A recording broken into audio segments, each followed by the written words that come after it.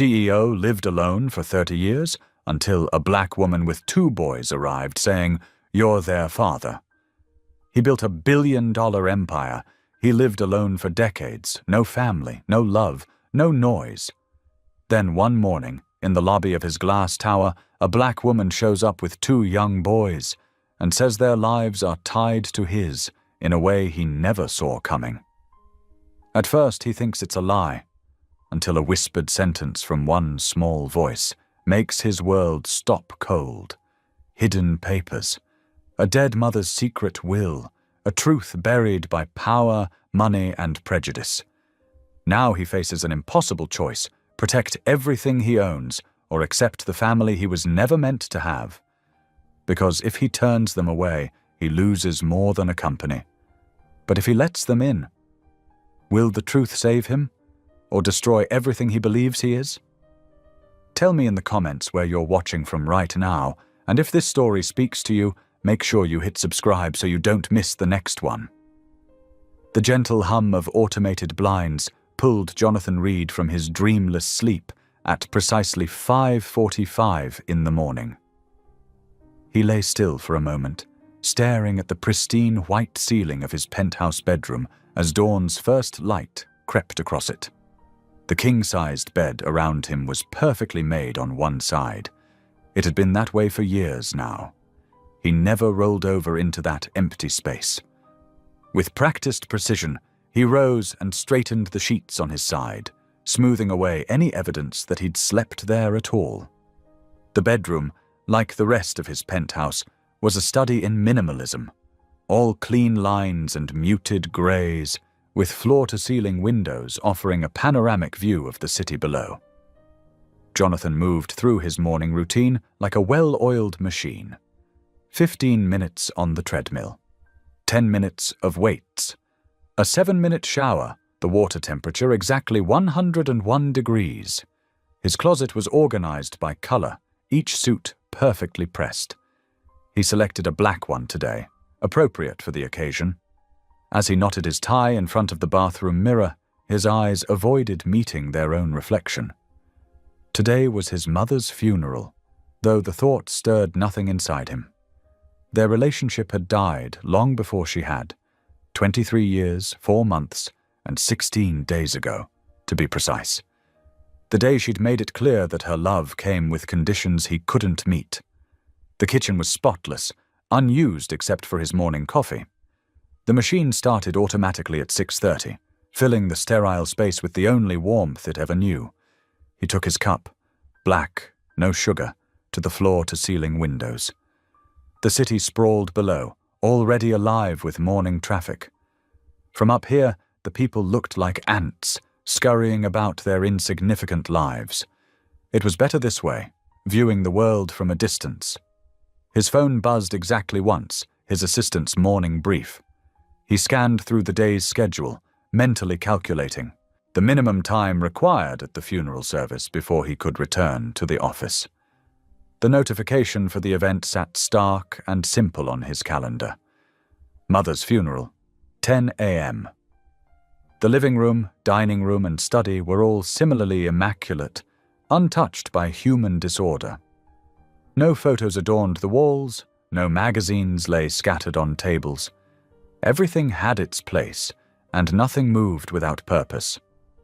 The cleaning service came 3 times a week, though there was rarely anything for them to clean. At 7:15, Jonathan took the private elevator down to his waiting car. Marcus, his driver of 12 years, stood ready by the sleek black vehicle. No words were exchanged. They weren't necessary. The drive to the office would take exactly 22 minutes in morning traffic. He was reviewing quarterly reports on his tablet when his phone buzzed again. This time, it was Sandra, his office assistant. He answered with a tap to his earpiece. "Mr. Reed." Sandra's voice was carefully modulated, as always, but there was an unusual note of tension in it. "I apologize for the early call, but there's a situation in the lobby." Jonathan continued reading the reports. "Handle it." "Sir, there's a woman who's been here since before dawn. Security has asked her to leave several times, but she's refusing." "Then have them remove her," he replied, his tone making it clear the conversation should end there. "She has 2 children with her, sir." Sandra paused. "And she's specifically asking for you. By name." Jonathan's finger stilled on the screen.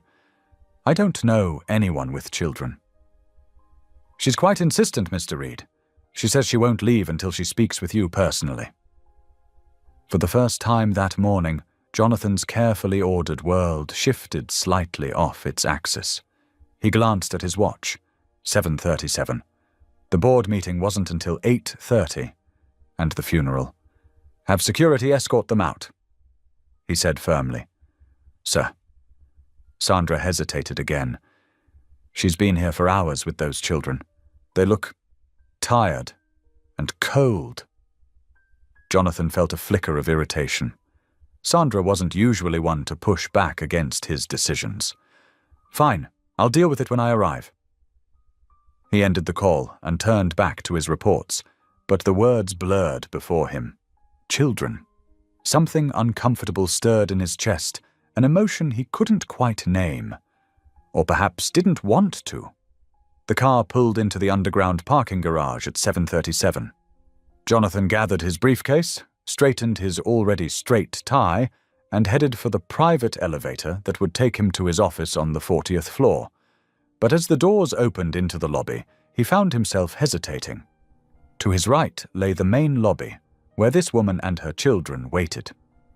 To his left, the express elevator that would carry him safely away from whatever disruption they represented. For the first time in years, Jonathan Reed's next move wasn't clearly defined in his mental schedule. Security cameras showed a woman in a worn coat sitting on one of the lobby's leather chairs. 2 small children huddled close to her, one sleeping against her shoulder, the other drawing listlessly on a crumpled piece of paper. They looked out of place in the stark corporate environment, a splash of chaos in his carefully ordered world. Jonathan's finger hovered over the elevator button. The sensation of unease grew stronger, creeping up his spine like a cold draft. In 23 years of running this company, no one had ever managed to disturb his routine like this. No one had ever dared to wait for hours, defying security, insisting on seeing him. The lobby's security feed continued to play on the small screen beside the elevator. The woman shifted, adjusting the sleeping child, and for a moment she looked directly at the camera. There was something in her expression, not desperation or anger, but a quiet determination that made Jonathan's carefully maintained composure slip just slightly. He pressed the elevator button, watching the numbers light up as it descended to the lobby level. For the first time in longer than he could remember, Jonathan Reed was about to step off his carefully plotted course, and he had absolutely no idea why. The elevator doors opened to the pristine lobby of Reed Enterprises. Jonathan straightened his shoulders, adopting the commanding presence that had served him well for over 2 decades. Morning light streamed through the floor-to-ceiling windows, casting long shadows across the polished marble floors. The usual buzz of activity had stilled, replaced by an unusual tension. Then he saw them. A woman sat in one of the leather chairs near reception, her posture straight despite obvious exhaustion etched across her features. 2 young boys huddled close to her sides, one barely awake and the other clutching a worn backpack. Their clothes were clean but modest, standing out against the lobby's corporate refinement. The woman, she must be in her late 30s, met his gaze directly. There was something unsettling about her calm demeanor, a quiet dignity that seemed to fill the space around her. She showed no hint of nervousness or uncertainty as she stood, gently guiding the boys to their feet. "Mr. Reed," she said, her voice clear and steady. "I'm Alana Brooks." Jonathan kept his distance, maintaining a cold professionalism. "Mrs. Brooks, I understand you've been causing a disruption in my lobby." "I apologize for any inconvenience," Alana replied, "but this couldn't wait any longer." She placed her hands on the boys' shoulders. "These are your sons, Mr. Reed, Marcus and David." The words hit him like a physical blow. Several staff members nearby stopped pretending not to listen, their heads turning slightly toward the unfolding scene. Jonathan felt heat rise in his neck, but his voice remained arctic. "That's absolutely ridiculous. I suggest you leave before I have security remove you." "No, this is shocking," Alana continued, unruffled by his dismissal. "But these boys deserve to know their father. They deserve the truth." "The truth?" Jonathan's laugh was sharp and brittle. "The truth is that I've never met you before in my life. This is clearly some kind of scheme." His words cut off abruptly as the smaller of the two boys stepped forward. The child couldn't have been more than 7 years old, with warm brown eyes that seemed to pierce right through Jonathan's carefully constructed walls. "Mommy says you're my daddy," he whispered, his small voice carrying in the hushed lobby. Jonathan staggered back a step, his perfectly ordered world tilting on its axis. The boy's eyes, there was something hauntingly familiar about them, something that made his chest constrict painfully. Memories he'd buried decades ago threatened to surface. A summer evening, a chance meeting, a connection he'd been forced to abandon. "This is absurd," he managed, but his voice had lost its authority. He could feel the eyes of his employees, could practically hear the whispers that would spread through the building by lunch. "Security!" 2 guards approached uncertainly, but Alana didn't flinch. "We're not leaving, Mr. Reed. Not until you acknowledge the truth. These boys have waited long enough." The older boy, who looked about 9, pressed closer to his mother, but kept his gaze steady on Jonathan. The resemblance that Jonathan had been desperately trying to deny became impossible to ignore. The set of the jaw, the arch of the eyebrows, even the way the boy held himself. It was like looking at an old photograph of himself. "Get them out of here," Jonathan ordered the guards, his voice rough. "Now, sir." One of the guards started, clearly uncomfortable with the situation. "Maybe we should—" "Now!" Jonathan barked, already turning away. He couldn't bear to look at them anymore, couldn't handle the way the younger boy's words seemed to echo in his head, couldn't face the quiet strength in Alana's eyes that stirred memories he'd spent years burying. He fled to the private elevator, jabbing the button repeatedly as if that would make it arrive faster. Behind him, he could hear Alana's voice, still calm and resolved. "We'll be here tomorrow, Mr. Reed, and the day after that. Running won't change the truth." The elevator doors finally opened, and Jonathan practically threw himself inside. As they closed, he caught one last glimpse, the younger boy waving hesitantly, the older one standing protective beside his mother. And Alana, her expression not angry or triumphant, but filled with a sadness that seemed to reach across the lobby and wrap around his heart. The elevator began its ascent, but Jonathan barely noticed. His perfectly controlled world was crumbling around him, and all he could hear was that small voice, over and over. "Mommy says you're my daddy." His hands trembled as he braced them against the elevator wall.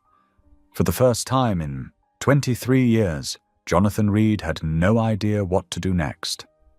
The autumn sun cast long shadows across the cemetery's perfectly manicured lawns. Jonathan Reed stood rigidly among the gathered mourners, his dark suit a shield against the world. The funeral service for Eleanor Reed had drawn Atlanta's elite, business leaders, social figures, and old money families who'd known his mother for decades. But Jonathan barely heard the minister's words. His thoughts kept drifting back to the scene in his lobby that morning. Those boys' faces, those eyes that seemed to mirror his own. "Eleanor Reed was a pillar of our community," the minister intoned, his voice carrying across the gathered crowd. Jonathan's mind flickered to a memory. He was 17, bringing home his first serious girlfriend. His mother's face had turned to stone when she saw the girl was black. "Jonathan, darling," Eleanor had said later that night, her voice dripping with false sweetness. "You must think of your future. of the family name, of what people will say. He blinked hard, forcing himself back to the present. Around him, Atlanta's finest dabbed at dry eyes with monogrammed handkerchiefs. His mother had always cared more about appearances than genuine connections. Another memory surfaced. Love makes you weak, she'd told him countless times. Power is the only thing that lasts. The weight of his phone in his pocket suddenly felt heavy as it vibrated. Jonathan discreetly checked the screen. Charles Morton, his personal attorney. He declined the call, but moments later a text appeared. Urgent. Must speak with you immediately after service. Your mother's will. Time-sensitive matter. Jonathan's jaw tightened. Even in death, his mother was orchestrating events, pulling strings. He typed back a quick confirmation, unease settling in his stomach like lead. The minister's voice droned on about legacy and lasting impact. Jonathan fought back a bitter laugh. His mother's true legacy was the emotional wasteland she'd created in her own son's heart. The way she'd taught him to choose power over love again and again. She made me like her, he thought, and for the first time, it didn't feel like praise. The service continued with practiced precision. Flowers were placed. Tears were shed, though Jonathan noticed they seemed performative, much like everything else in his mother's social circle. He remained dry-eyed, standing apart from the crowd. His phone buzzed again. Charles was being insistent. Meet me at the office immediately after burial. Cannot stress urgency enough. Jonathan's response was terse. Understood. As the service drew to a close, something made him scan the cemetery's perimeter. There, beneath a massive oak tree, stood 3 familiar figures. Alana Brooks and her sons, his sons, watched from a respectful distance. They made no move to approach, but their presence sent a jolt through his system. The boys stood close to their mother, but they weren't hiding this time. The older one, Marcus, she'd called him, held his brother's hand. Their posture showed the same quiet dignity their mother possessed. Alana met his gaze across the distance. There was no challenge in her expression, no demand. Instead, he saw something that unsettled him even more. Understanding. As if she knew exactly why she needed to be here today, exactly what his mother's death might mean. Another memory crashed through his defenses, his mother's voice, cold and certain. I've taken care of that little situation. You'll thank me one day, Jonathan. Some people simply aren't meant to be part of our world. He hadn't understood then, but looking at Alana now, pieces were beginning to fall into place. The timing, the sudden disappearance. The way his mother had insisted he focus on his MBA, arranged appropriate dates with appropriate women. The crowd began to disperse, moving toward their luxury cars with subdued murmurs about the reception. Jonathan stood frozen, watching as Alana gathered her boys and turned to leave. They didn't look back, but their presence had left an indelible mark on the day. His phone buzzed one final time. Charles again. En route to office now. This changes everything. Jonathan straightened his tie, a gesture of control when everything felt like it was slipping away. He walked to his waiting car, each step feeling heavier than the last. Behind him, his mother's fresh grave seemed to mock his perfectly ordered world, a world that was beginning to crack at its carefully constructed seams. The chauffeur held the door, and Jonathan slid into the leather interior. As the car pulled away, he caught one last glimpse of Alana and the boys walking through the cemetery gates. The sight burned itself into his mind. 3 figures moving with purpose and grace, carrying a truth that threatened to shatter everything he thought he knew about his life, his mother, and himself. To the office, he told his driver, his voice steadier than he felt. But inside, questions tumbled like autumn leaves in a storm. What had his mother done?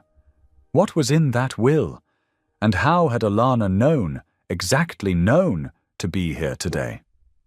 The car merged into Atlanta traffic, carrying him toward answers he wasn't sure he was ready to face. The evening sun cast long shadows through the floor-to-ceiling windows of Charles Morton's law office. Jonathan sat rigidly in one of the leather chairs, his fingers drumming an impatient rhythm on the armrest. The past few hours felt surreal. The funeral, those 3 figures standing beneath the oak tree, and now this urgent meeting. Charles shuffled through papers with methodical precision, his reading glasses perched on the end of his nose. The sound of rustling documents filled the otherwise silent room. Jonathan checked his watch. 6:15 in the evening. "I appreciate you coming directly from the service," Charles said, finally looking up. "Your mother was very specific about the timing of this meeting. Let's get this over with," Jonathan replied, his voice clipped. "I have a board meeting tomorrow morning." Charles nodded, but something in his expression made Jonathan's stomach tighten. The lawyer reached into his desk drawer and withdrew a sealed envelope, yellowed with age. "Before we proceed with the standard provisions, there's a special clause that takes immediate effect upon your mother's death." Jonathan frowned. "A special clause?" "Yes." Charles carefully broke the seal, his movements deliberately slow. "This was written and notarized 15 years ago, with explicit instructions that it remain sealed until today." The tension in Jonathan's shoulders increased. 15 years. The timing couldn't be coincidental. Charles cleared his throat and began to read.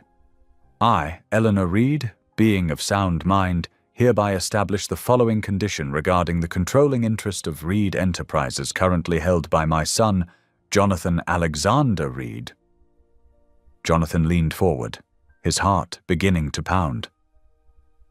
To maintain his position as majority shareholder and CEO of Reed Enterprises, Jonathan must accept full legal guardianship of Marcus James Brooks, born April 15, 2008, and Thomas William Brooks, born September 3, 2009. The words hit Jonathan like physical blows. His mouth went dry. "What did you say?" Charles continued reading, his voice steady and professional. "Should Jonathan refuse to acknowledge and accept guardianship of these children, his controlling interest in Reed Enterprises will be immediately transferred to the board of directors, to be distributed as they see fit." "This is impossible," Jonathan exploded, surging to his feet. "This can't be legal." "I assure you it's completely legal," Charles said, removing his glasses. "Your mother was very thorough. The documentation includes birth certificates, medical records, and DNA test results, all obtained without your knowledge." Jonathan paced the office, his carefully maintained control crumbling. "She knew," he whispered, then louder. "She knew about them all along." "Yes," Charles confirmed. "The paperwork indicates she launched a private investigation shortly after Ms. Brooks disappeared. She tracked everything, the pregnancies, the births, the boy's development. And she never said a word," Jonathan said, his voice raw. "Instead, she waited until she was dead to spring this trap." "Your mother was—" Charles paused, choosing his words carefully. "A complicated woman, but she was also extremely strategic. This clause ensures you'll have no choice but to acknowledge these children." Jonathan ran a hand through his hair, disheveling his usually perfect appearance. "Why now? Why not 15 years ago when she first found out?" "The timing is explicitly connected to her death," Charles explained. "I believe she wanted to maintain control while she was alive, but also ensure these boys would be provided for after she was gone." "Provided for?" Jonathan laughed bitterly. "She drove their mother away. She made sure they grew up without a father." "Yes," Charles said quietly. "And now she's forcing you to correct that situation. On her terms, of course." Jonathan collapsed back into the chair, his mind racing. The company was his life's work. He'd spent 20 years building it from a regional business into a global corporation. The thought of losing control was unthinkable. How long do I have to decide? Charles consulted the document. 72 hours from the time of this reading. If you haven't initiated guardianship proceedings by then, the transfer of shares will begin automatically. Jonathan stared at the paper Charles had placed before him. There they were. The boys' names in black and white, their birth dates, their mother's name. Alana's name. The truth he'd tried to deny in the lobby that morning stared back at him, undeniable and unchangeable. Marcus James Brooks, Thomas William Brooks, his sons. The setting sun painted the office in shades of orange and red as Jonathan sat motionless, studying those names. His mother's final power play had backed him into a corner, forcing him to face the very thing he'd run from that morning. The very thing Alana had tried to tell him. Each letter of their names seemed to burn into his consciousness.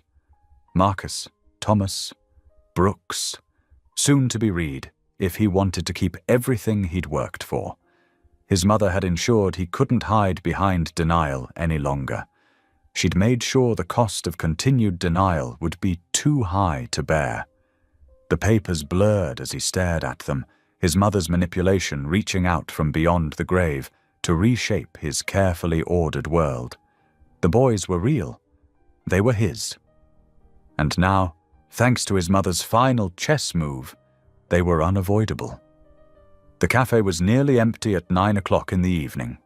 Soft jazz played in the background as Jonathan sat across from Alana, 2 untouched cups of coffee between them. The overhead lights cast gentle shadows across their faces, highlighting the weariness in both their expressions. "Thank you for meeting me," Jonathan said stiffly, his fingers drumming against the ceramic mug.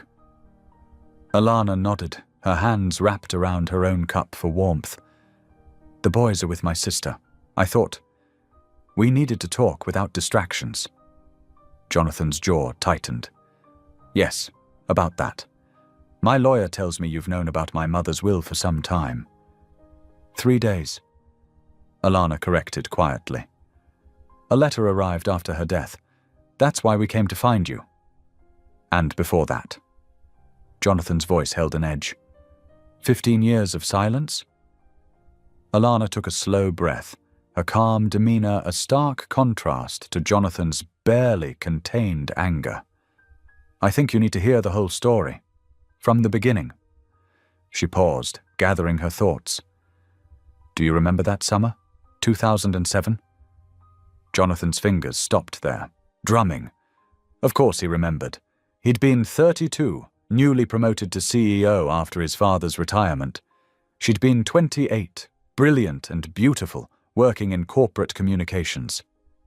"We kept it quiet," Alana continued. "Office relationships weren't exactly encouraged. But for 6 months," her voice softened. "For 6 months it was real, Jonathan. Until you disappeared," he said flatly. No explanation, no goodbye, just an empty desk and a resignation letter. Pain flickered across Alana's face. "Your mother called me to her office one afternoon. She had photos of us having dinner, walking in the park, leaving my apartment. She said I was a distraction, a liability, that I would ruin your future." Jonathan's stomach clenched. "She threatened you." "Not directly. She was too smart for that." Alana's fingers tightened around her cup. "She talked about the board's conservative values, about shareholders who might not appreciate their CEO dating a black woman, about how quickly rumors could destroy careers." "You could have told me," Jonathan said, but his voice had lost some of its edge. "Could I?" Alana met his gaze steadily. "You were so focused on proving yourself. The company was everything to you. And Eleanor, she made it clear that if I stayed, she would make sure you had to choose between me and Reed Enterprises." Jonathan closed his eyes, remembering his mother's subtle manipulations, her way of ensuring he remained focused on what she considered important. "So you left." "I left," Alana agreed softly. "And 2 weeks later I found out I was pregnant." The silence stretched between them, heavy with unspoken words. "She knew," Jonathan said finally. "The whole time, she knew." "Yes, she had me followed. When I started showing, her lawyer appeared with papers. A trust fund for the baby. A non-disclosure agreement. Hush money." Alana's voice held no bitterness, just stated facts. "I refused to sign. But you never told me either," Jonathan pointed out. "I watched you from afar." Alana admitted. "Your success, your achievements, every interview where you talked about dedication, about sacrifice, about putting the company first. I couldn't risk our children becoming a corporate scandal, or worse, being rejected by their father." Jonathan flinched at the word children. "The second pregnancy. Thomas was a surprise. By then I'd built a life for us. A good life. Marcus was 3, happy, healthy. I thought about reaching out, but..." She shook her head. "Your mother's warnings still echoed, and you seemed content with your life." "Content," Jonathan repeated, the word tasting bitter. "I lived in silence, in emptiness, while my sons..." His voice cracked slightly. "They know about you," Alana said gently. "Not everything, but enough. I never lied to them. I told them their father was a good man who didn't know about them, that sometimes grown-ups make complicated choices." Jonathan pushed his coffee aside, untouched. "And now my mother's final manipulation forces everything into the open." "I'm sorry," Alana said sincerely. "I never wanted it to happen like this. The letter arrived, explaining about the will, about the guardianship clause. I had to make a choice. Keep protecting them from possible rejection, or give them a chance to know their father." Jonathan studied her face in the dim light. The years had been kind to her. There were a few subtle lines around her eyes, but she still carried herself with the same quiet dignity he remembered. The same strength that had first drawn him to her. "My lawyer says I have 72 hours to initiate guardianship proceedings," he said finally. "If I don't, I lose control of the company." "I know." Alana's voice was soft. "What do you want to do?" Jonathan checked his watch. 11:45 p.m. "The hearing is tomorrow morning at 9. We need a temporary arrangement, just until everything's sorted legally." He took a deep breath. "My estate has a guest house, 3 bedrooms, private entrance. You and the boys could stay there, maintain your independence, but be close enough to satisfy the legal requirements." Alana studied him for a long moment. "Just to protect the company?" "For now," Jonathan agreed, unable to meet her eyes. "Until we figure out everything else." Alana nodded slowly. "All right, I'll get the boys and our overnight bags from my sisters. We can be there in an hour." As they stood to leave, Jonathan suddenly remembered something. "Their names," he said. "Marcus James and Thomas William. You gave them family names." "Yes," Alana confirmed quietly. "Your grandfather and your father. I wanted them to have that connection, even if they couldn't have anything else." The simple statement hit Jonathan harder than any accusation could have. As they walked out into the cool night air, he realized that while he'd spent 15 years building walls of silence around himself, Alana had been building bridges he never knew existed. The morning sun streamed through the floor-to-ceiling windows of Jonathan's penthouse, casting long shadows across the pristine marble floors. At precisely 7 o'clock, the elevator chimed. Jonathan stood from his precisely arranged breakfast, his shoulders tense as he walked to meet his unexpected guests. The doors opened to reveal Alana, looking composed despite the early hour, and two small boys who clung to either side of her. Marcus, the older one at 12, had Jonathan's height and bearing, while 8-year-old Thomas shared his mother's softer features. Both children wore neatly pressed clothes and carried small overnight bags, their eyes wide as they took in the vast space. "Good morning," Alana said quietly, ushering the boys forward. "Say hello to Mr. Reed." Thomas half hid behind his mother, but Marcus stepped forward, chin lifted in a way that made Jonathan's chest tighten. "Good morning, sir," he said clearly. Jonathan cleared his throat. "Welcome. The guest quarters are this way." He turned, expecting them to follow, and tried to see his home through their eyes.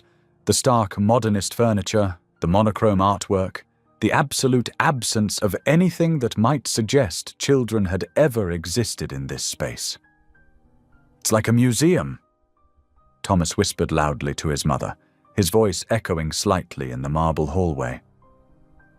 "Inside voice, honey," Alana reminded gently, though her lips twitched with amusement. Jonathan led them through the main living area toward the east wing. "The guest residence has its own entrance and kitchen facilities," he explained, his voice formal. "You'll have complete privacy. Is that a real piano?" Marcus interrupted, stopping by the grand piano that served as a sculptural element in the living room. His fingers twitched at his sides, but he didn't touch it. "Yes," Jonathan answered shortly, then saw Alana's gentle head shake. He forced himself to add, "Do you play?" "Mom's teaching us," Thomas piped up, seemingly forgetting his shyness. "But we only have a keyboard at home." Jonathan's chest tightened again. "Perhaps later," he managed, continuing toward the guest wing. The guest quarters were spacious but warmer than the main house, with comfortable furnishings and large windows overlooking the city. Alana did a quick tour with the boys, helping them choose rooms. Marcus claiming the blue room, Thomas the one with the window seat. "Breakfast is ready in the main kitchen," Jonathan announced stiffly, "if you'd like to join me." The kitchen, like everything else in Jonathan's home, was a study in efficiency and minimalism. The boys sat carefully at the sleek breakfast bar, their feet dangling from the high stools. Alana moved with quiet confidence, helping them with portions from the spread Jonathan's housekeeper had prepared. "Do you always eat alone?" Thomas asked suddenly, looking around the empty space.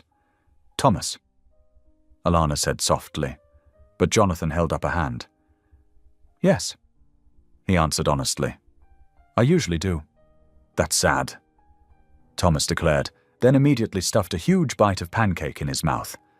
Marcus shot his brother a look. "Do you work from home?" he asked, clearly trying to be mature. "Sometimes," Jonathan replied, watching as Thomas created elaborate patterns in his syrup. "I have an office downstairs. Mom works from home sometimes too," Marcus continued. "She's a graphic designer. She makes things look beautiful." Jonathan glanced at Alana, surprised. She shrugged slightly. "It allows for flexible hours." The conversation lapsed into silence, broken only by the clink of silverware and Thomas's occasional humming. Jonathan found himself studying their faces, looking for traces of himself, of his father, of the family he'd never known he had. "The hearing is at 9, he said finally, addressing Alana. "My lawyer will meet us there." Alana nodded. "My sister will come stay with the boys?" "We can't come?" Marcus asked, his fork pausing halfway to his mouth. "Not this time, sweetheart," Alana said gently. "This is just for the grown-ups." The morning passed in a blur of small moments that kept catching Jonathan off guard. Thomas's delighted discovery of the building's indoor pool visible from their windows, Marcus's careful inspection of the bookshelves in the study, the sound of their footsteps echoing in hallways that had known only his solitary tread for so long. At 8:30, Alana's sister arrived, a younger version of Alana with a warmer smile and louder voice. She immediately put everyone at ease, producing board games from her bag and settling the boys in the guest living room. The courthouse was a 20-minute drive away. Jonathan and Alana sat in uncomfortable silence in the back of his town car, each looking out their respective windows. "They're good boys," Jonathan said suddenly, surprising himself. "Yes," Alana agreed softly. "They are."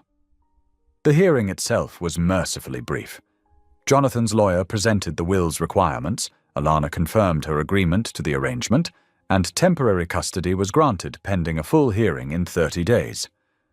Throughout it all, Jonathan kept remembering Thomas's face at breakfast, the simple observation that eating alone was sad. They returned to the penthouse in the early afternoon to find the boys and their aunt engaged in what appeared to be an epic Monopoly battle. The sound of their laughter carried down the hallway, bouncing off the marble and glass, filling spaces that had never known such sounds. "Ha! Park Place!" Thomas crowed triumphantly. "Pay up, Aunt Jenny!" "You're breaking me, kid." Jenny laughed, counting out colorful bills. Marcus looked up as Jonathan and Alana entered. "How did it go?" "Everything's fine," Alana assured him. "We can stay here for now, just like we discussed." Jenny packed up shortly after, hugging the boys tightly and whispering something to Alana that made her smile. As the elevator doors closed behind her, Jonathan found himself alone with his newfound family, the afternoon stretching ahead like uncharted territory. "Can we see the pool?" Thomas asked hopefully. "Tomorrow," Alana promised. "We need to unpack first." The boys disappeared down the hallway to their rooms, their footsteps echoing, their voices carrying clearly as they discussed who would get which drawer in their shared bathroom. Jonathan stood in his living room, listening to the unfamiliar sounds of life filling his carefully constructed silence. "Mom!" Thomas's voice rang out. "Marcus says I can't put my space posters up." "Can too!" Marcus called back. "Mom said we could decorate." Their laughter echoed again, bright and clear, like bells chiming in an empty church. Jonathan closed his eyes, letting the sound wash over him, and for the first time in decades, the silence in his home felt less like peace and more like absence. The sound of small feet running down the hallway made him open his eyes.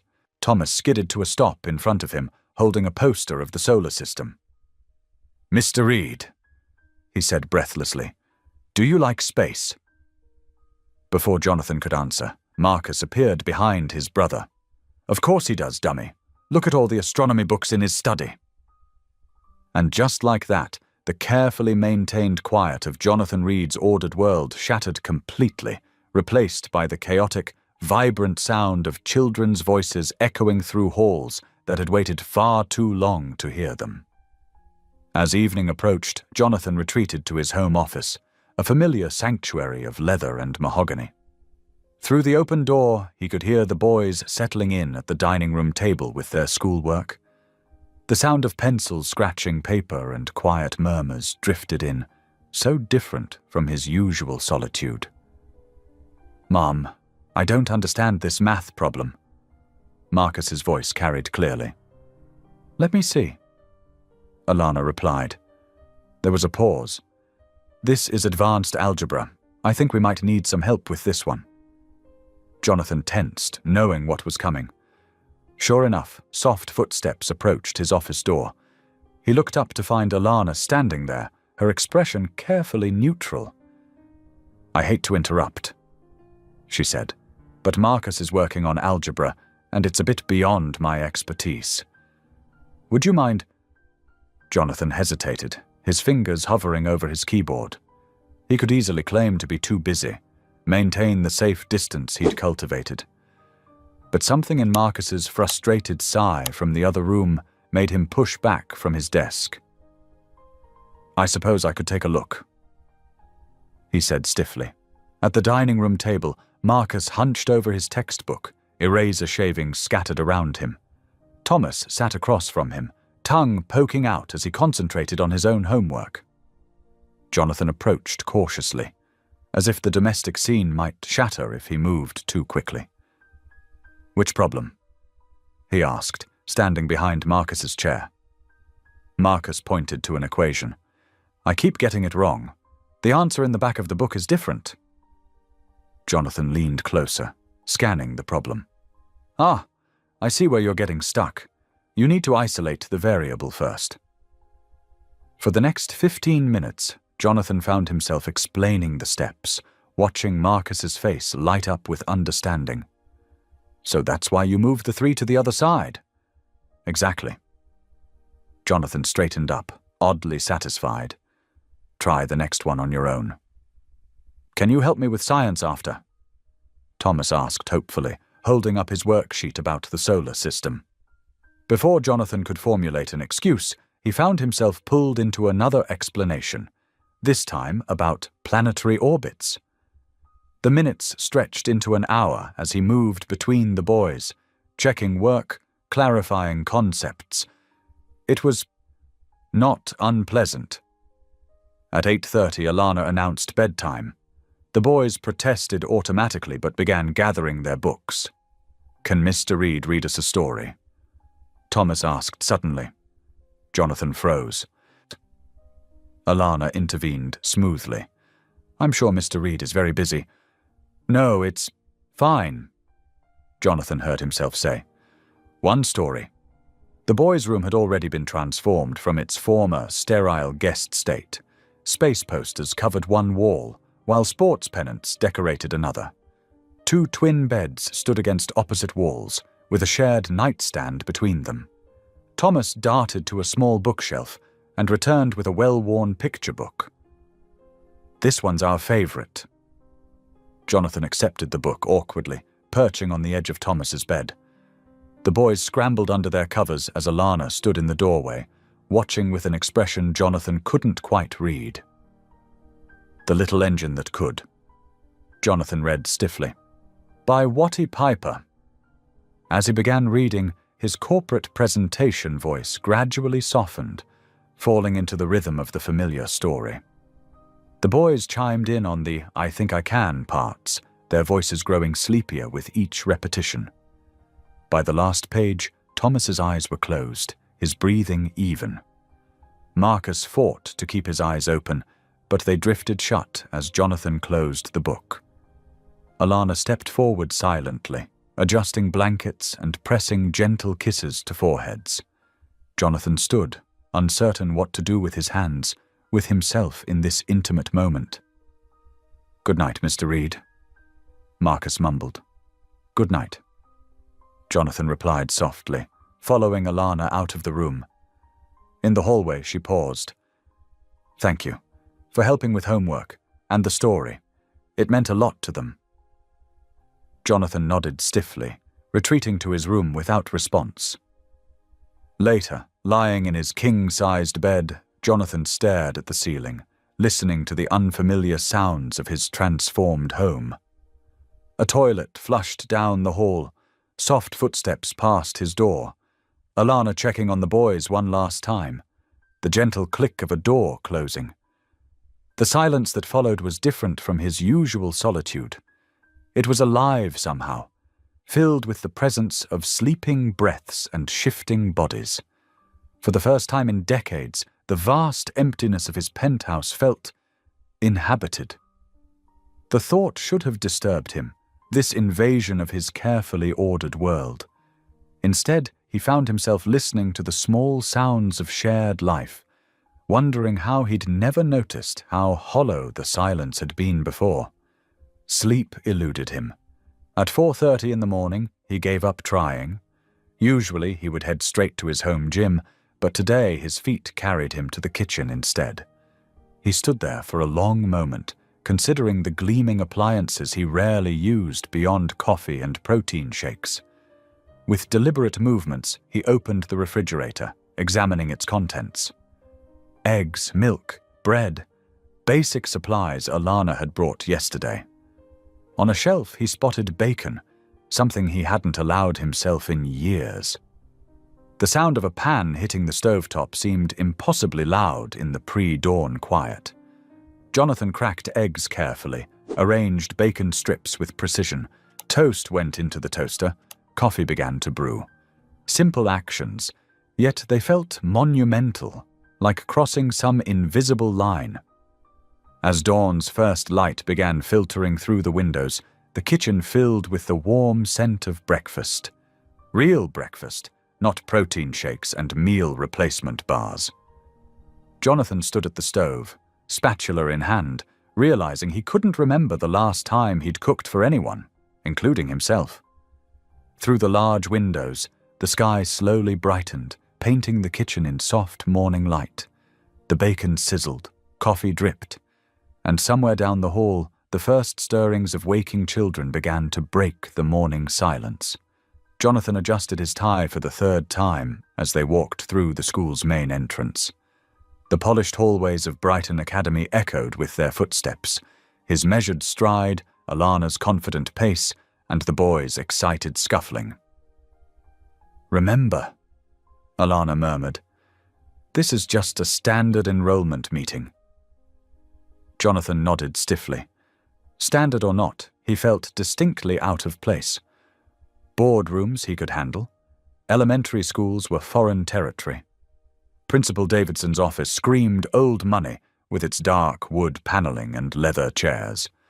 The woman herself sat behind an imposing desk, her pearl necklace gleaming as she assessed them over half-moon glasses. "Mr. Reed," she smiled tightly, "what an unexpected pleasure, though I must say this is highly irregular." "The circumstances are unique," Jonathan acknowledged, settling into a chair. The boys sat between him and Alana, fidgeting in their Sunday best. "Indeed." Principal Davidson's gaze slid to Alana, then back to Jonathan. "Brighton Academy has certain standards to maintain. Our admissions process is quite selective." "The boys' academic records are excellent," Alana interjected smoothly, producing a folder. "Both are reading above grade level, and Thomas shows particular aptitude for mathematics." The principal accepted the folder with 2 fingers, as if it might bite. "Yes, well, there are other considerations. Culture fit, for instance. Family background." Her tone dripped with implications. Jonathan felt something tighten in his chest. He recognized that tone, had heard it in countless boardrooms, country clubs, his own mother's voice. The polite veneer over ugly prejudice. "Their background," he said carefully, "includes a Harvard-educated mother and a father who runs one of the largest technology companies in the country." Of course. Principal Davidson's smile didn't reach her eyes. "However, our current semester is full, perhaps next year." "There are 3 openings in their respective grades." Alana cut in quietly. "I checked the website this morning." The principal's smile thinned. "Those spots are tentatively reserved. For more suitable candidates?" Jonathan's voice was ice cold. The words had left his mouth before he could stop them, surprising even himself. Marcus looked up at him, brown eyes wide. Thomas grabbed his brother's hand under the chair, both boys tensing as if preparing for a familiar battle. Something in Jonathan snapped. "Let me be clear," he said, leaning forward. "My sons will be enrolled in this school today. They will receive the same opportunities, respect, and consideration as every other student. If that presents a problem, I'm happy to discuss it with the Board of Trustees, several of whom sit on my company's board as well." The principal's face went pale. "Mr. Reed, I didn't mean to imply—" "Yes, you did." Alana's voice was gentle but firm. "And we both know exactly what you meant to imply." Jonathan stood, straightening his jacket. "We'll need those enrollment forms now, Principal Davidson. Unless you'd prefer I make some calls." Within an hour, the boys were officially enrolled. As they left the office, Thomas slipped his small hand into Jonathan's. The gesture caught him off guard. This simple expression of trust he hadn't earned. That evening, after the boys were settled with homework, Alana found Jonathan in his home office. She carried 2 cups of tea, setting one beside him. "Thank you," she said simply, "for standing up for them today." Jonathan stared into the steaming cup. "I should have done it sooner, 15 years sooner."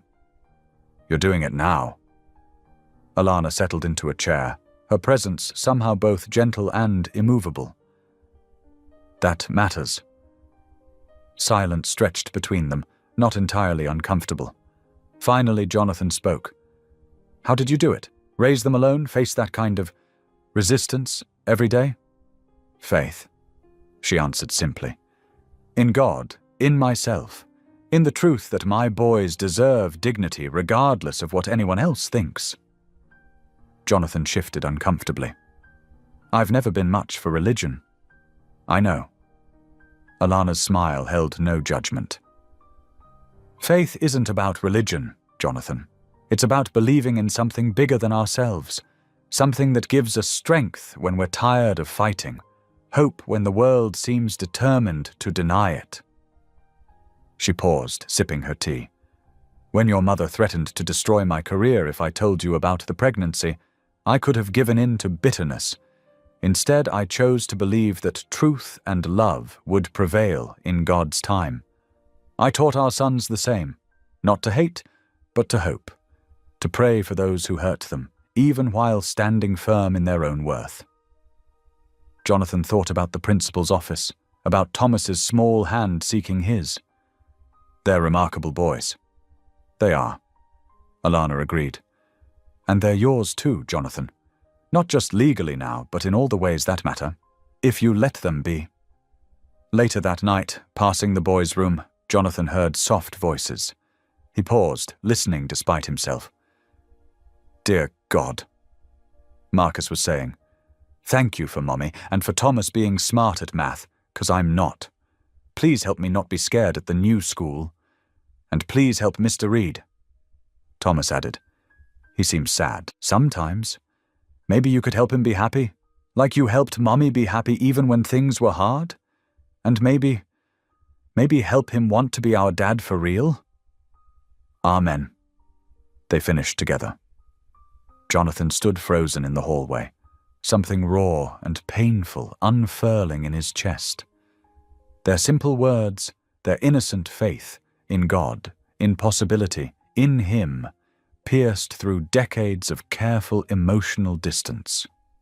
He walked to his room, their prayer echoing in his mind. For the first time in years, he felt tears burning behind his eyes. Jonathan sat in his downtown office, surrounded by stacks of files and archived documents. His mother's meticulous record-keeping, once a source of pride, now revealed darker purposes. The morning sun cast long shadows across his desk as his lawyer, David Chen, carefully sorted through another box of correspondence. "Here," David said, sliding a yellowed folder across the polished mahogany desk. "Internal memos from 15 years ago. You'll want to see these." Jonathan's hands trembled slightly as he opened the file. Inside, a series of emails painted an ugly picture. His mother's words, cold and calculated, outlined her plan to remove Alana from Jonathan's life. "I will not have my son's legacy tainted," one memo read. "The board would never accept this arrangement.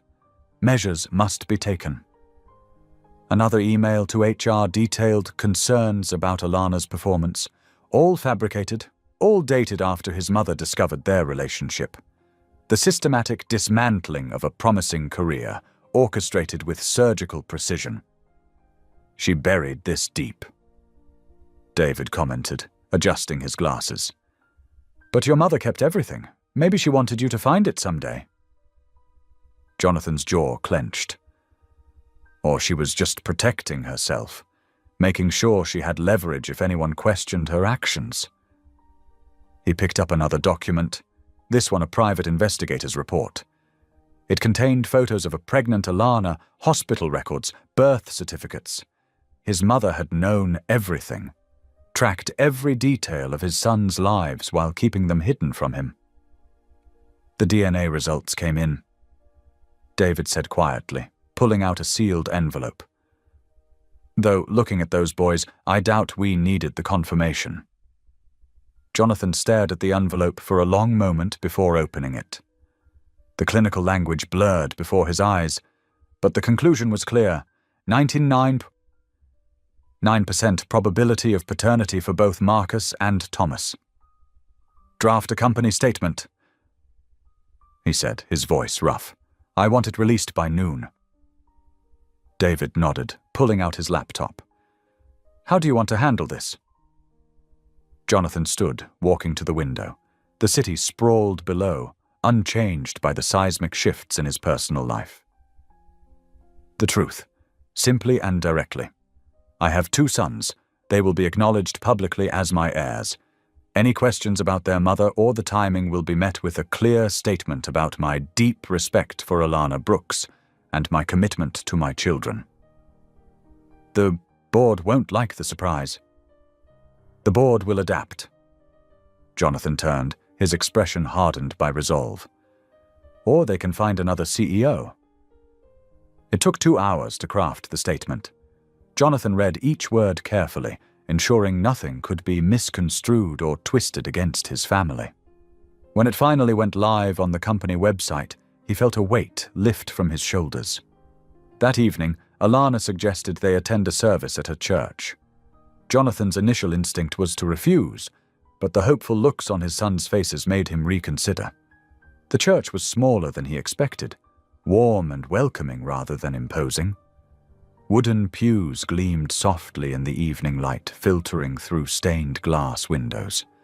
The congregation was diverse, families of all backgrounds gathering in easy fellowship.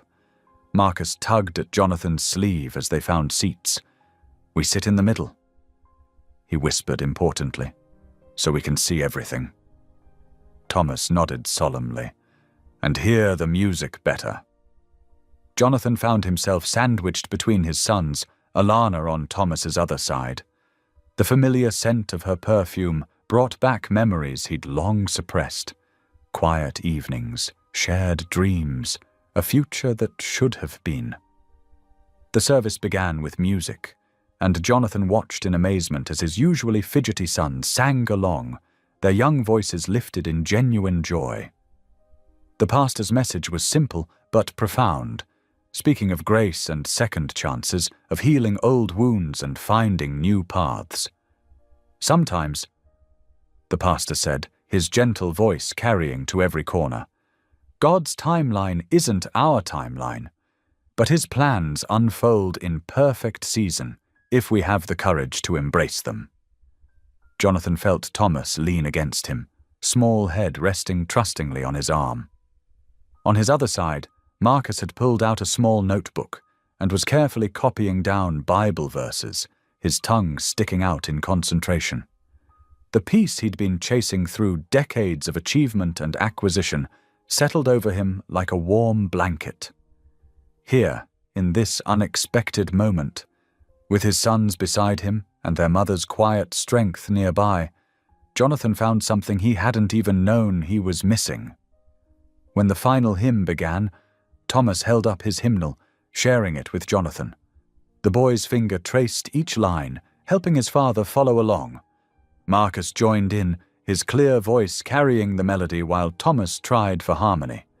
Jonathan didn't sing, he didn't know the words, and music had never been his strength. But he held the hymnal, stood between his sons, and felt the vibrations of their voices in his chest. It was enough, more than enough. After the service, several church members approached to welcome them. There was no judgment in their greetings, no sideways glances or whispered comments, just genuine warmth and inclusion. Your boys are a blessing, an elderly woman told Jonathan, patting his arm. We've watched them grow into such fine young men. You must be very proud. I am, Jonathan replied, surprising himself with how true the words felt. I'm learning to be the father they deserve." Later, as they walked to the car under a sky full of stars, Marcus slipped his hand into Jonathan's. "Did you like it, Dad? The church, I mean." The word Dad still caught him off guard, but in a good way. "I did," he answered honestly. "It was peaceful. That's what Mom always says." Thomas chimed in from his other side. "That church is where you can find peace when things get hard." Jonathan caught Alana's eye over the boys' heads. She smiled, a gentle expression that spoke of forgiveness and possibility. The drive home was quiet, both boys drowsy in the back seat. Jonathan found himself driving more carefully than usual, precious cargo now entrusted to his care. At home, he helped carry a sleeping Marcus to bed, while Alana guided a stumbling Thomas. They worked together seamlessly, as if they'd been doing this for years instead of days. Later, alone in his study, Jonathan pulled out his mother's files again. The evidence of her prejudice and manipulation still hurt, but the sting was lessened now. She had tried to prevent what she saw as a scandal, but had instead created a legacy of love and redemption that would far outlast her carefully constructed social barriers.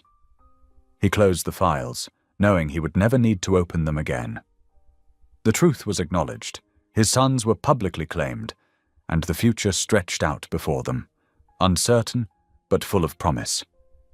In the quiet of the evening, Jonathan could hear his sons' soft breathing from their rooms down the hall. The silence that had once defined his life was gone, replaced by the gentle rhythms of family. And in that change, he found a peace he never knew he needed. Jonathan Reed's Monday morning began with a series of urgent messages from his executive team. His phone buzzed repeatedly as he stood in his kitchen, coffee growing cold in his hand.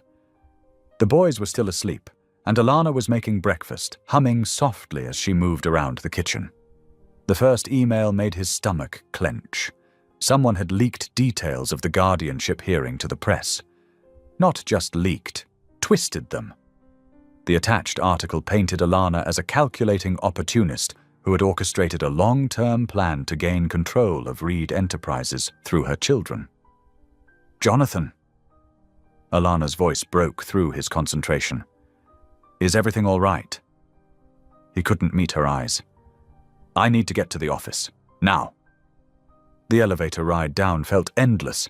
His phone continued its relentless assault of notifications. By the time he reached the lobby, 3 major business news outlets had picked up the story. The headlines made him sick. Reed Enterprise heir trapped in custody battle. Mystery woman claims billions through secret children. Reed family legacy under attack. His driver was waiting, face carefully neutral. "Straight to the office, sir." Jonathan nodded, already dialing his legal team. The morning traffic crawled by as he listened to his chief counsel outline the mounting crisis. "The board is calling an emergency meeting," his lawyer explained. "They're citing the company's morality clause. There's talk of a vote of no confidence." The gleaming Reed Enterprises tower loomed ahead. Jonathan straightened his tie, steeling himself. The lobby fell silent as he strode through, whispers following in his wake. His executive assistant met him at the elevator, tablet in hand. "The board is assembled in the main conference room," she said quietly. "And, sir, they've brought outside counsel." The conference room doors opened to reveal 12 stern faces. These were people he'd worked with for years, some for decades. Today they looked at him like strangers. "Jonathan." Gerald Matthews, the senior board member, spoke first. "We've called this meeting to address the serious allegations that have come to light." "Allegations?" Jonathan's voice was ice. "You mean my children?" "We mean the situation that threatens the stability of this company." Another board member cut in. "The timing is suspicious, Jonathan. Right after your mother's death? With that convenient will clause?" For 3 hours they hammered him, Questions about Alana's background, insinuations about her motives, concerns about company image. Each comment felt like a personal betrayal. "We've prepared a statement," Gerald finally said, sliding a document across the table. "Distancing the company from these claims until they can be properly investigated." Jonathan scanned the paper, his anger building. The statement effectively called Alana a liar and suggested the children's paternity was in question, despite the DNA results. "This is unacceptable," he said flatly. "It's necessary," Gerald countered. "The stock is already down 8 points. Major investors are nervous. We have a responsibility to protect this company. By destroying an innocent woman's reputation. By protecting what your family built." Gerald's voice softened. "Jonathan, think carefully. Everything you've worked for is at risk. Your mother would have understood the need for discretion." The mention of his mother hit hard. Wasn't this exactly what she had done 15 years ago? Used power and influence to erase a problem? The day dragged on in a blur of meetings and phone calls. Legal threats mounted. Major shareholders demanded explanations. By late afternoon, Jonathan felt himself retreating behind familiar walls of corporate detachment. When he finally returned home that evening, the penthouse was quiet. The boys were doing homework at the kitchen table, Alana helping them with math problems. They looked up when he entered, hope in their eyes. "Dad!" Marcus started to get up, but something in Jonathan's expression made him pause. Jonathan walked past them to his study, closing the door. He stood at the window, watching the city lights blur through unshed tears. Everything he'd built was crumbling. His carefully controlled world was spinning apart. A soft knock interrupted his thoughts. Alana entered, closing the door behind her. "The boys are asking for you," she said simply. "I can't." He started, then stopped. "This isn't working." "What isn't working, Jonathan?" "Any of it." He turned to face her. "The board is threatening legal action. The press is having a field day. My investors are panicking." "And that matters more than your sons? You don't understand. Everything I've built—" "I understand perfectly." Alana interrupted, her voice steady despite the pain in her eyes. "You're choosing your mother's path. Control over connection. Power over love. That's not fair.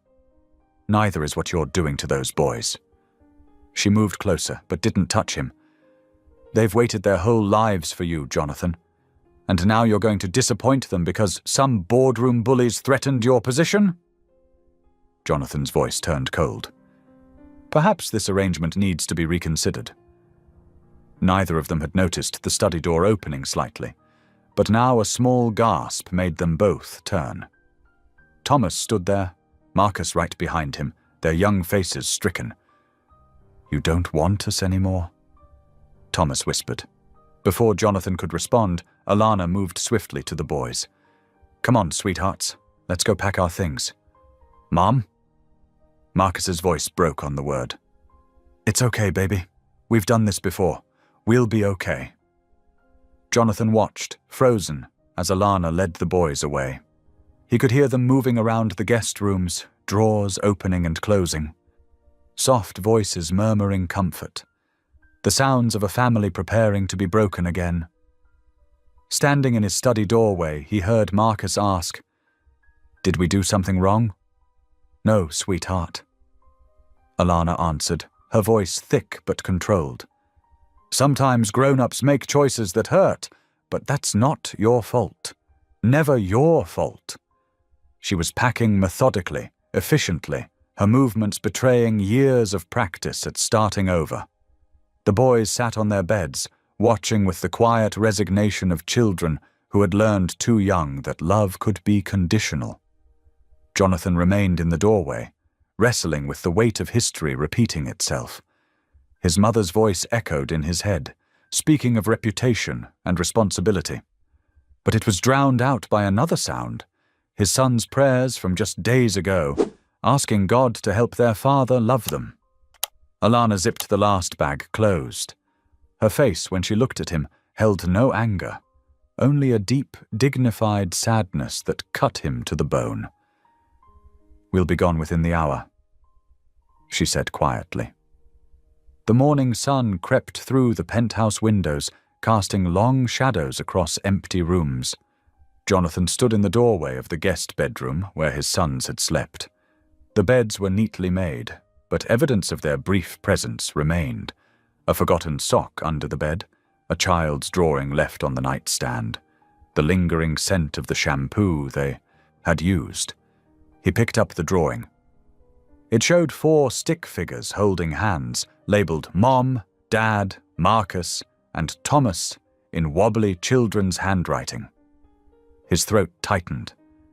The silence that had once felt like peace now pressed against him like a physical weight. He moved through his morning routine mechanically, shower, suit, coffee. But everything felt wrong. The quiet that had been his refuge for so many years now seemed to mock him with all that was missing. In the kitchen, he found himself staring at the box of cereal the boys had been eating yesterday morning. Their laughter had filled this space. Their questions had brought life to these sterile rooms. Now there was only the hollow echo of his footsteps. Unable to face his office, Jonathan found himself driving aimlessly through the city. Without conscious decision, he pulled into the parking lot of the small church where they had attended service together just days ago.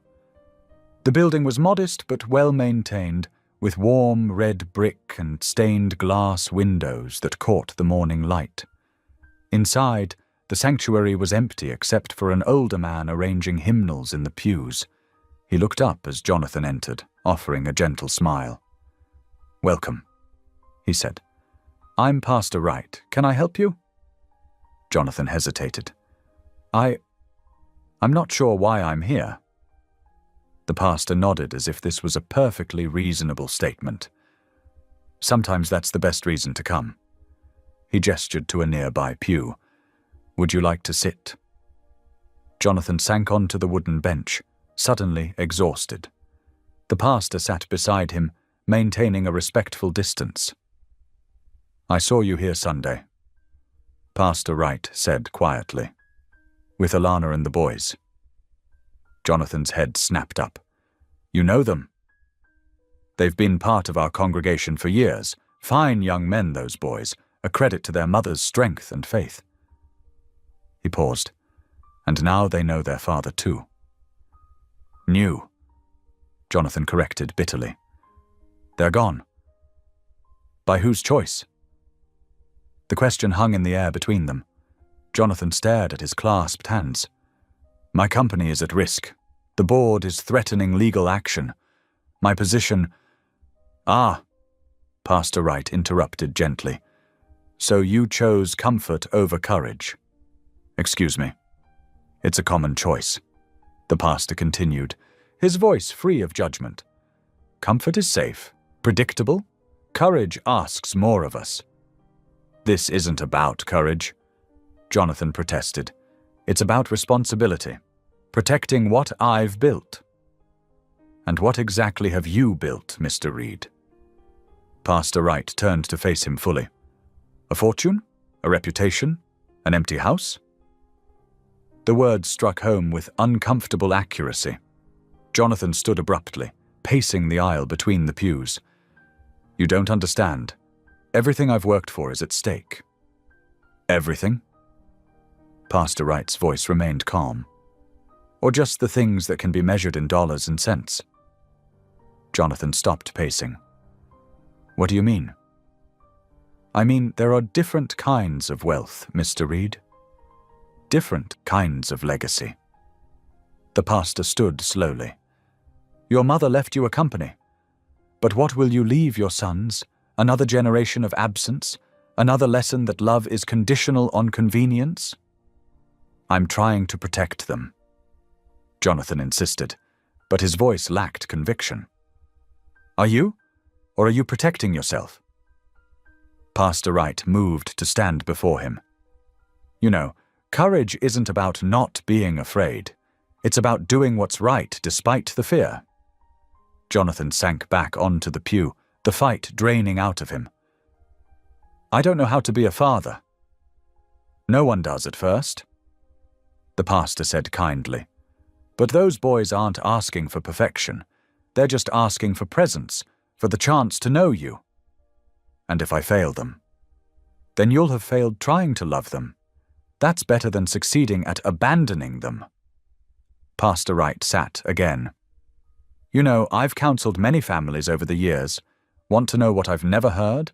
I've never heard anyone say they regretted choosing love, but I've heard plenty of regret from those who chose fear instead. They sat in silence for several minutes, sunlight streaming through the stained glass, painting patterns on the floor. Finally, Jonathan spoke. My mother chose power over love. She kept me from my children for 15 years. Yes, Pastor Wright agreed. And how did that choice shape you? How did it shape them? Jonathan thought of Thomas's face when he'd overheard the conversation in the study. The quiet resignation in Marcus's voice, asking if they'd done something wrong. The dignity with which Alana had packed their things, protecting their hearts even as her own was breaking. I'm becoming exactly what I hated about her, he whispered. No, Pastor Wright corrected.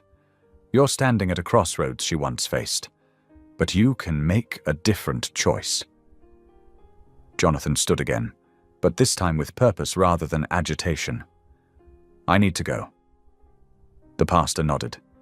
God bless you, Mr. Reed. Whatever you decide. Thank you, Jonathan said simply, and meant it. He drove through the city with new clarity, eventually parking across from the courthouse. The imposing stone building rose before him, its steps crowded with morning traffic, lawyers, clients, court officers going about their day. Jonathan stood on the sidewalk, briefcase in hand, watching the flow of humanity. In his pocket, his phone buzzed with messages from the board, from his lawyers, from worried shareholders. But for the first time in his adult life, the weight of corporate expectations felt less important than the weight of 2 small drawings carefully folded in his wallet. He thought of his mother, of all the choices she'd made in the name of protecting the company. He thought of Alana's quiet strength, of his son's hopeful faces, of 15 years of silence that could never be reclaimed. The morning sun warmed his face as he stood there, resolve finally crystallizing into certainty. The choice before him was suddenly, startlingly clear. The afternoon sun streamed through the courthouse's towering windows as Jonathan took his seat at the witness stand.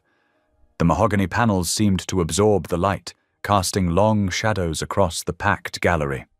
Camera shutters clicked softly from the press section, where reporters leaned forward with pens poised. Jonathan adjusted his tie, a gesture that had always brought him comfort in board meetings. Today it felt like it was choking him. His gaze swept across the room, finding Alana and the boys seated in the front row. Thomas gave a small wave, while Marcus pressed closer to his mother's side. Alana's expression remained serene, but Jonathan could see the tension in her shoulders. Please state your name for the record, the court clerk requested. Jonathan Andrew Reed. His voice carried clearly through the hushed courtroom. His attorney, Sarah Chen, approached the podium. Mr. Reed, you've requested this hearing to make a public statement regarding recent allegations against both Alana Brooks and Reed Enterprises. Is that correct? Yes. Jonathan took a deep breath. I'm here to tell the truth about my mother, Margaret Reed, and her actions 15 years ago. The corporate board members shifted uncomfortably in their seats. Jonathan recognized their expressions, the same looks of dismissal and superiority he'd seen directed at Alana. Please proceed, Mr. Reed. Jonathan unfolded a document from his breast pocket. This is an email dated June 15th, 2008. It's from my mother to the head of Human Resources. He began to read. We cannot allow this situation to continue. The optics of an interracial relationship involving the CEO's son would devastate shareholder confidence. Handle it immediately. Murmurs rippled through the courtroom. Jonathan continued, his voice growing stronger. There are dozens more like this. Memos, emails, meeting minutes, all documenting a coordinated effort to remove Alana Brooks from my life, using racial bias as justification. My mother didn't just know about my children, she actively worked to keep them from me. Objection. The board's attorney shot to his feet. This is speculation. Overruled. The judge interjected. Continue, Mr. Reed. Jonathan produced more documents, laying bare 15 years of systematic discrimination. He detailed how his mother had threatened Alana's career, her housing, her future, all while hiding behind corporate policy and plausible deniability. The board knew, he stated firmly. They helped implement these policies. They supported decisions that destroyed families, not just mine, but countless others, all in the name of protecting the company's image. The corporate attorney's face had grown increasingly red. This is slander. Mr. Reed is clearly emotionally compromised. These are the company's own records. Jonathan cut in. Every document is authenticated. Every memo is signed. Every policy was approved by this board. He turned to face the gallery directly. I am choosing to forfeit my majority control of Reed Enterprises. I cannot lead a company built on such a foundation of prejudice and fear. But more importantly, his voice softened as he looked at his sons, I cannot teach my children that profit matters more than principle. The courtroom erupted in chaos. Reporters rushed for the doors, phones already pressed to their ears. Board members huddled with their attorneys, faces ashen. Through it all, Alana sat perfectly still, tears sliding silently down her cheeks. The judge banged his gavel repeatedly. Order! This court will have order. When the noise subsided, Jonathan spoke again. I move to have all allegations against Alana Brooks dismissed with prejudice. The only person who attempted manipulation in this situation was my mother, and by extension, this board. So noted. The judge replied. Given the evidence presented, this court finds no merit to the claims against Ms. Brooks. Case dismissed. Jonathan stepped down from the witness stand on shaky legs. The corporate board filed out quickly, their authority crumbling with each new revelation hitting the news. He could already hear the media frenzy building outside the courthouse doors. Thomas broke away from Alana and ran to Jonathan, wrapping his arms around his father's waist. Did you really give up your company for us? Jonathan knelt down to his son's level. I gave up something I owned to keep something I love. That's not a sacrifice, it's a privilege. Marcus approached more slowly, studying Jonathan's face. Are you scared? Yes, Jonathan answered honestly. But being brave doesn't mean you're not afraid. It means you do the right thing anyway. Alana joined them, her eyes bright with emotion. Thank you, she whispered. Not for the testimony, for choosing them, for choosing love. Jonathan stood, straightening his jacket. The weight of corporate expectations had lifted from his shoulders, leaving him feeling strangely light. Uncertain of what came next, but certain it was right. Together, they walked toward the courthouse doors. Outside, cameras flashed and reporters shouted questions. But for the first time in his life, Jonathan wasn't concerned about image or appearances or stock prices. He was simply a father walking with his family, stepping into an unknown future with faith instead of fear. The heavy doors swung open, flooding them with sunlight. Jonathan squinted against the brightness, feeling the warm air on his face. He was no longer the man who lived without noise, no longer bound by his mother's prejudices or his own fears. He was simply free. The sun was setting over the city as Jonathan's car pulled up to the modest apartment complex where Alana and the boys were staying temporarily. His hands gripped the steering wheel tightly, heart pounding with an unfamiliar nervousness. The afternoon's courtroom battle felt almost easy compared to what he needed to do now. He sat there for several long moments, watching the warm orange light fade from the sky. The building wasn't in a bad neighborhood, but it was a far cry from his penthouse. Alana had refused to take money from his mother all those years ago, choosing dignity over comfort. That strength of character humbled him now. Finally, Jonathan stepped out of his car. The evening air was cool against his face, carrying the scent of blooming jasmine from a nearby garden. He straightened his tie out of habit, then deliberately loosened it. This wasn't a business meeting. This was about family. As he climbed the stairs to the second floor, Jonathan remembered the first time he'd seen the boys in his lobby. How quick he'd been to deny them, to protect his carefully ordered world. Now that world had crumbled, and he found himself grateful for its destruction. He paused outside apartment 212, gathering his courage. Before he could knock, the door opened.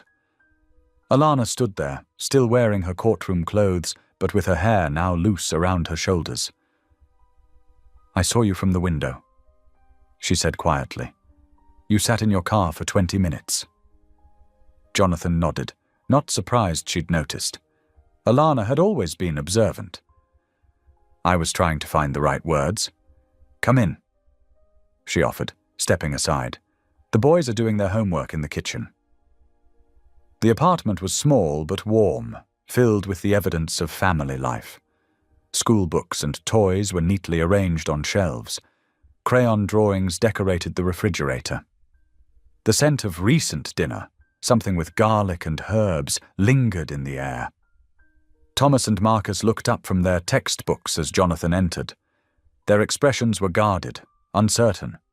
The hurt from overhearing his words about ending their arrangement was still fresh. "Hi, Dad," Marcus said hesitantly, testing the word. Jonathan's throat tightened. "Hi, boys. Could we talk for a minute? All of us?" Alana gestured to the small living room. They gathered there, the boys perching on the worn couch while Jonathan remained standing. He'd prepared speeches all the way over, but looking at their faces, he knew only raw honesty would do. "I owe you all an apology," he began, his voice rough with emotion. "Not a corporate apology, not an excuse, a real apology from my heart." He turned to Alana first.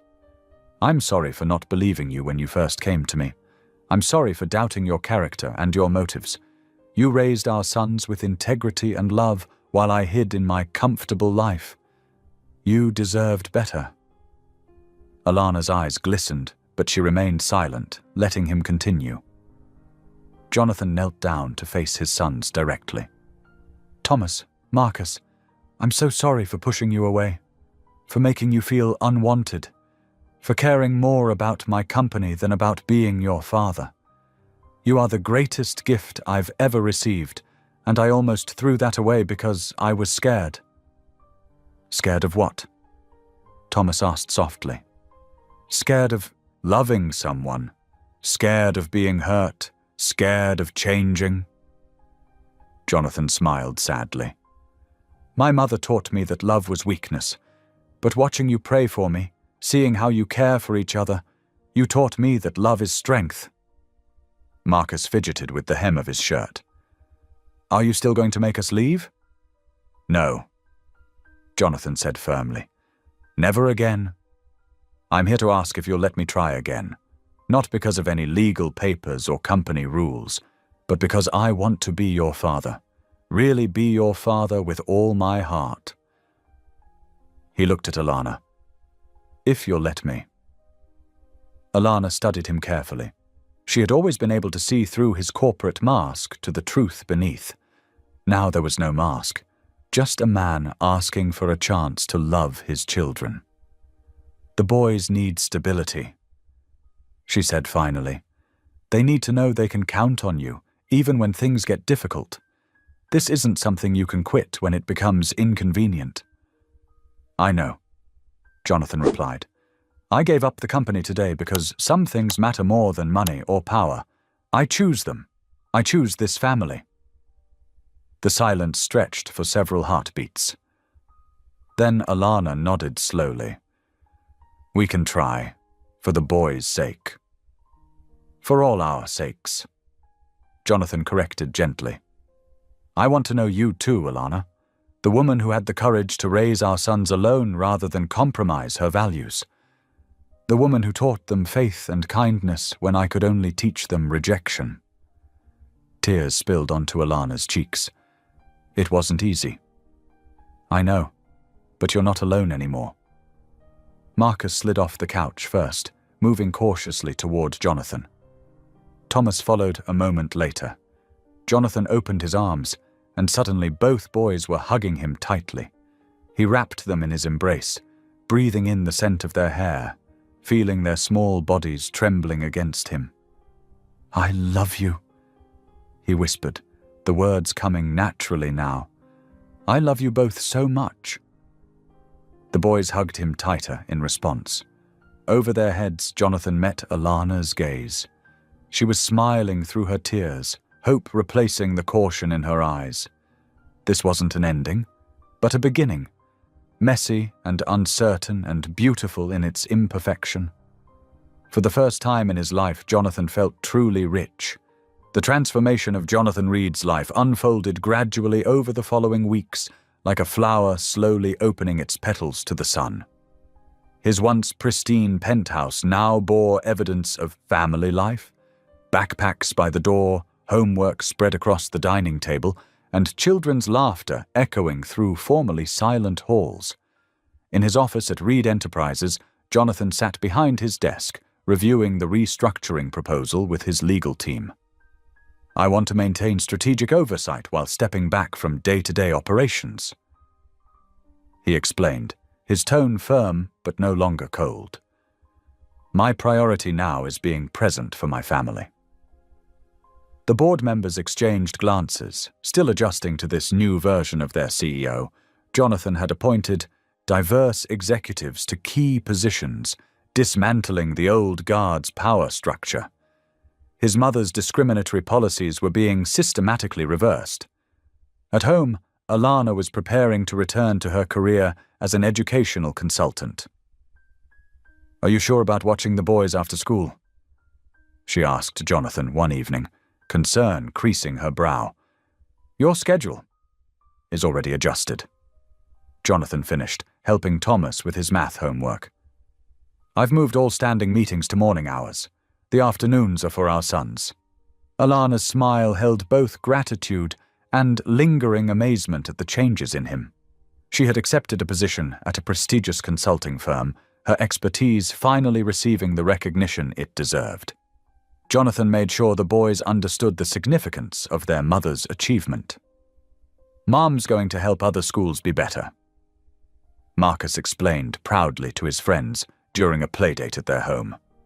Jonathan watched from the kitchen, heart swelling at his son's words. The routine they developed felt natural, if sometimes challenging.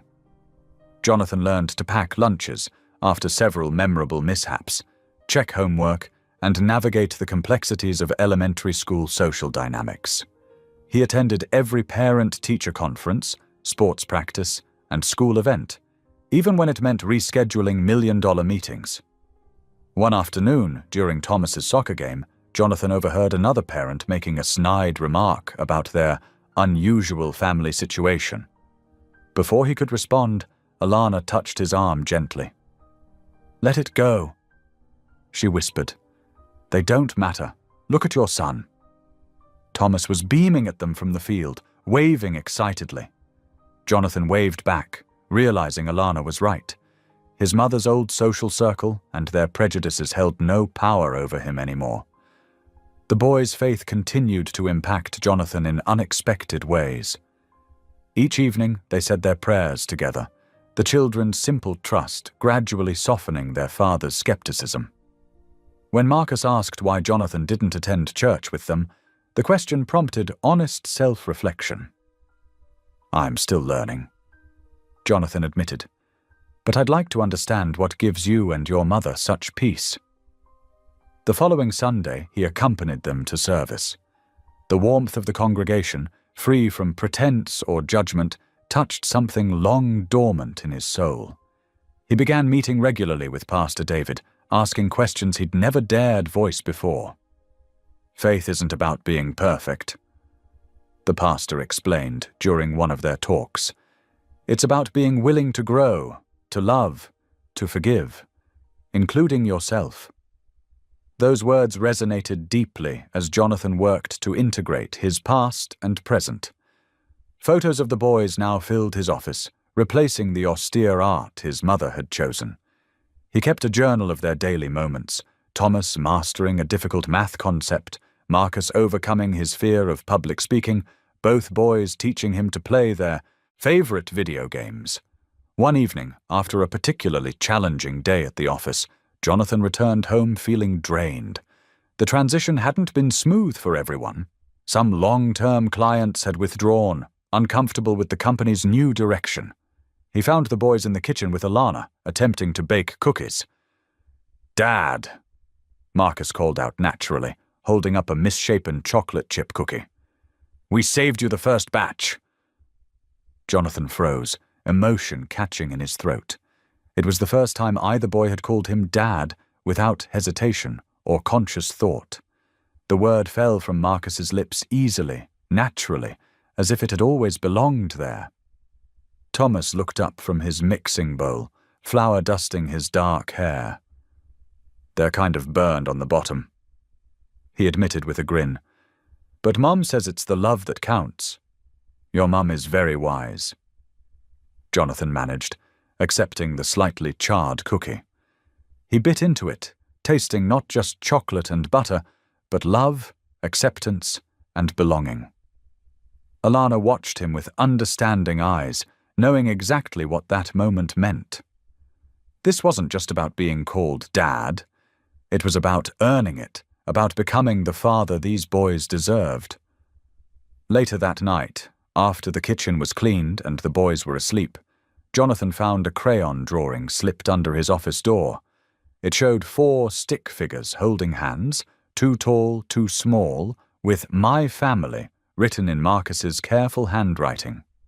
He pinned it carefully to his bulletin board right next to the company's latest financial reports. The contrast between his old life and new couldn't have been clearer or more beautiful. This was what legacy truly meant, he realized. Not stock portfolios or corporate acquisitions, but the simple, profound gift of being called Dad by 2 boys who had chosen to trust him with their hearts. The late summer breeze carried the scent of barbecue and fresh-cut grass through the open windows of what had once been Jonathan Reed's silent fortress. Now, 6 months after that life-changing morning in his lobby, the penthouse hummed with the everyday symphony of family life. In the kitchen, Alana stood at the counter preparing a fruit salad, her movements graceful and unhurried. The space had transformed under her influence. Cheerful artwork decorated the once stark walls, and magnetic letters spelled out weekly schedules on the refrigerator. A stack of the boys' schoolwork sat proudly displayed on a corner shelf, evidence of their academic achievements. Jonathan paused in the doorway, taking in the scene. His tie was loosened, suit jacket discarded hours ago. These days, he made it home for dinner more often than not, having restructured his work schedule to prioritize family time. "Need any help?" he asked, rolling up his sleeves. Alana glanced up with a warm smile. "You could start setting the table outside. The boys are almost finished with their homework." Their interactions had evolved into something comfortable and genuine. The initial awkwardness had given way to mutual understanding, respect, and a deepening affection neither of them rushed to label. They were partners first, in parenting, in healing, in building something new from the ashes of the past. Marcus aced his history test, Alana mentioned, adding strawberries to the bowl, and Thomas was chosen for the advanced math program. pride swelled in Jonathan's chest. "They're remarkable kids. You did an amazing job raising them." "We're doing an amazing job now," Alana corrected gently. "They need their father too, and you've become exactly the father they deserve." From the study came the sound of chairs scraping and excited voices. Thomas and Marcus bounded into the kitchen, homework completed and ready for their evening routine. "Dad, can we play basketball before dinner?" Thomas asked, already bouncing on his toes. At 11 years old, he was growing tall and lanky, his energy seemingly endless. "Please," 9-year-old Marcus added, employing the puppy dog eyes that never failed to melt Jonathan's resolve. Jonathan checked his watch, an old habit he was learning to break. 20 minutes, he agreed, earning whoops of joy from both boys. The small basketball court he'd had installed in the building's private garden had quickly become their favorite spot. As they played, Jonathan marveled at how naturally physical affection now came to him. A hand on Thomas's shoulder for a good shot, a quick hug for Marcus after a tumble. From her vantage point on the patio, Alana watched them play. The sound of their laughter echoed off the surrounding buildings, filling the space that had once known only silence. She remembered those first difficult weeks, Jonathan's stiff uncertainty, the boys' careful testing of boundaries, her own fears about whether this fragile new reality could last. But day by day, moment by moment, they had built something beautiful. Jonathan had thrown himself into fatherhood with the same determination he'd once reserved for business deals.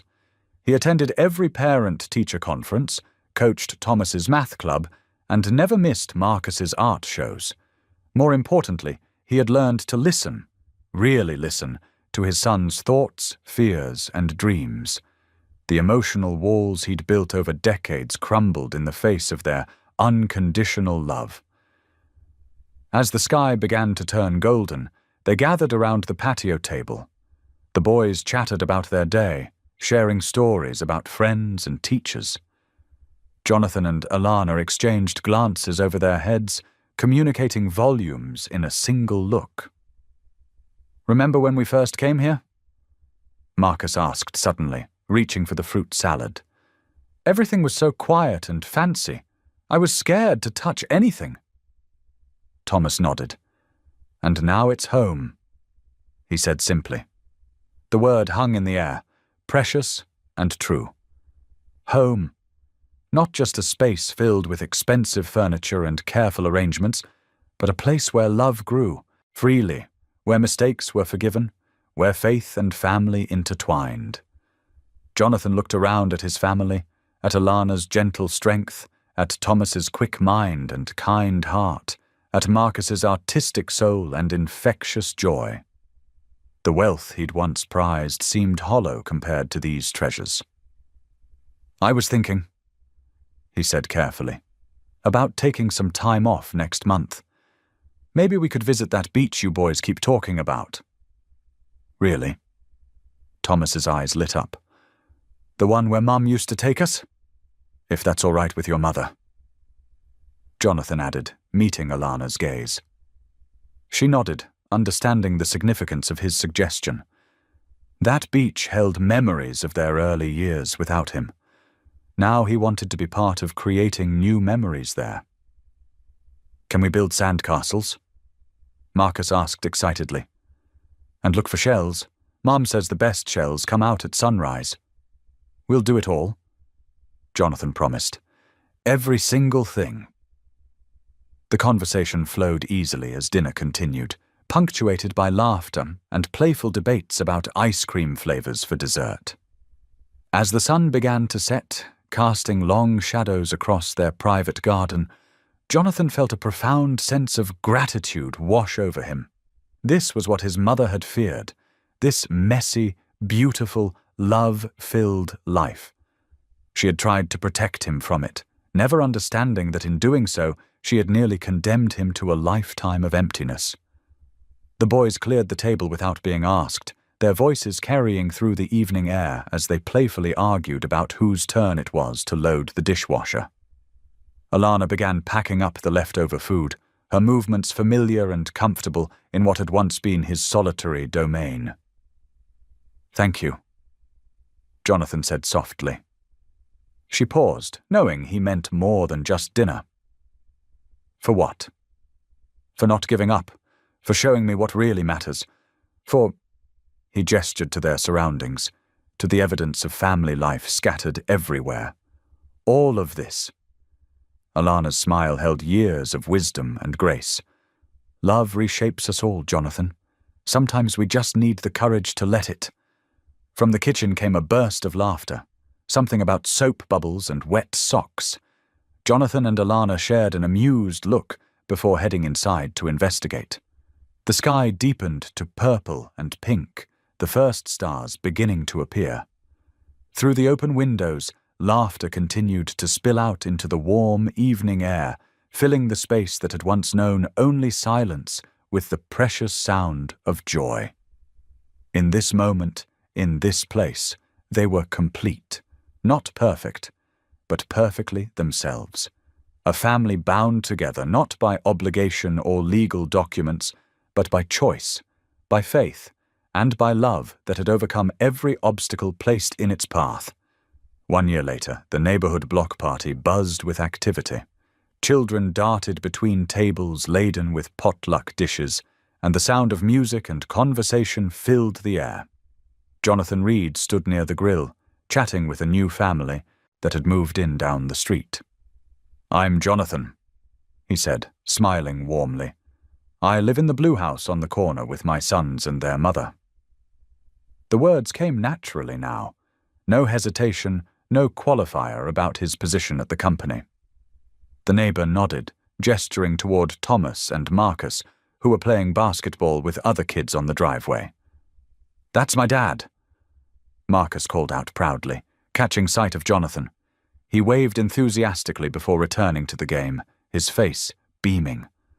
Those 3 simple words, "That's my dad," still had the power to make Jonathan's heart swell. He watched as Alana walked over to the boys, carrying water bottles and reminding them to stay hydrated in the summer heat. Her quiet strength and unwavering faith had guided them all through the past year's transformation. Standing there, surrounded by neighbors and watching his family, Jonathan finally understood what his mother had never grasped. The true inheritance wasn't the company shares or the penthouse or the carefully curated image she'd worked so hard to protect. It was this: the love of 2 boys who called him Dad without hesitation, the trust of a woman who had given him a second chance, and the faith that had led them all home. This was wealth that couldn't be measured in dollars or stock prices. This was the legacy that mattered. Thank you for being here. If something in this story stayed with you, I'd love to see you again. Subscribe, and tomorrow I'll bring you another story crafted with heart.